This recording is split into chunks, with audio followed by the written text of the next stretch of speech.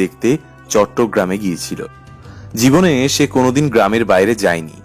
এটাই ছিল তার প্রথমবারের মতো কোনো শহরে যাওয়া। বেশ কিছুদিন যাওয়ার পর ছোট ভাই বড় ভাইয়ের কাছে একটি স্মার্টফোন কেনার আবদার করে বসে।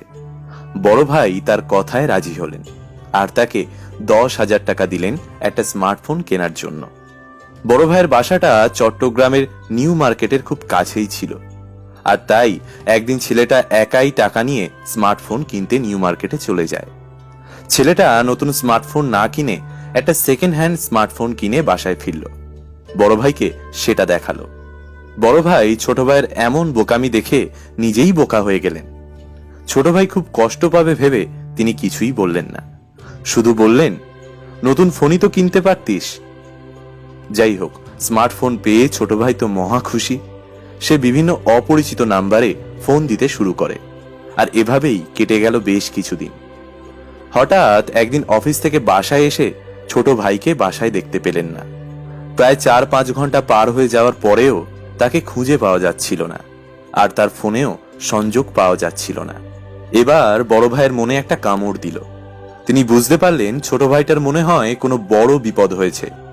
তিনি দ্রুত বাইরে বের হলেন, আর ছোট ভাইটা সম্ভাব্য যেসব জায়গায় যেতে পারে সব জায়গায় খুঁজে ক্লান্ত হয়ে বাসায় ফিরে আসলেন।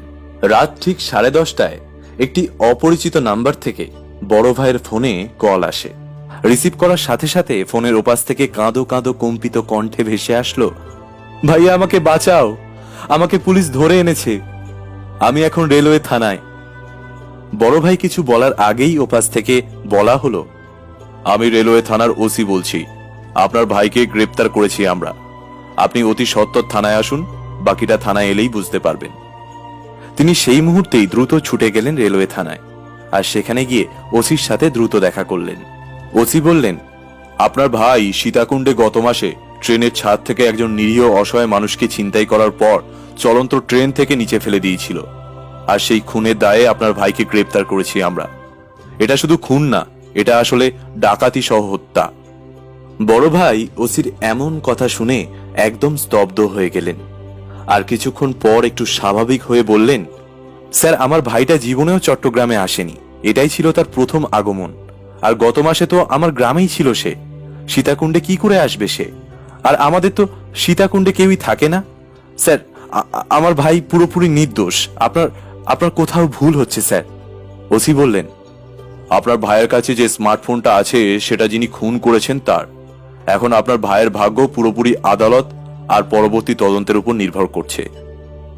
বড় ভাই ওসিকে কাঁদতে কাঁদতে বললেন, স্যার, আমি নিজে আমার ভাইকে 10,000 টাকা দিয়েছি স্মার্টফোন কেনার জন্য। ও কোনো খুন করেনি, ও স্মার্টফোনটা কিনেছে কারো কাছ থেকে। ওসি বললেন, দেখুন, আপনার ভাই এই ফোন থেকে নিহতের বোনকেও ফোন করেছিল, আর সেই সূত্র ধরেই আমরা তাকে গ্রেপ্তার করেছি। আপনি আপনার আইনি সাহায্যের জন্য কোনো উকিলের সাথে কথা বলুন, আমরা কিছুই করতে পারছি না আপনার জন্য। বড় ভাই ছোট ভাইয়ের সাথে দেখা করতে চাইলে তাকে দেখা করতে দেয়া হয়। বড় ভাই ছোট ভাইকে বললেন, আজ একটা সামান্য 10,000 টাকার মোবাইল তোর জীবনটা নষ্ট করে দিল। এখন আল্লাহই ভালো জানে তোর ভাগ্যে কি ঘটবে। সেই ঘটনায় ছোট ভাইকে প্রধান আসামি করে 2টো মামলা একসাথে দিয়েছিল পুলিশ। একটা দণ্ডবিধি 412 আর একটা 302, অর্থাৎ ডাকাতি সহ হত্যা।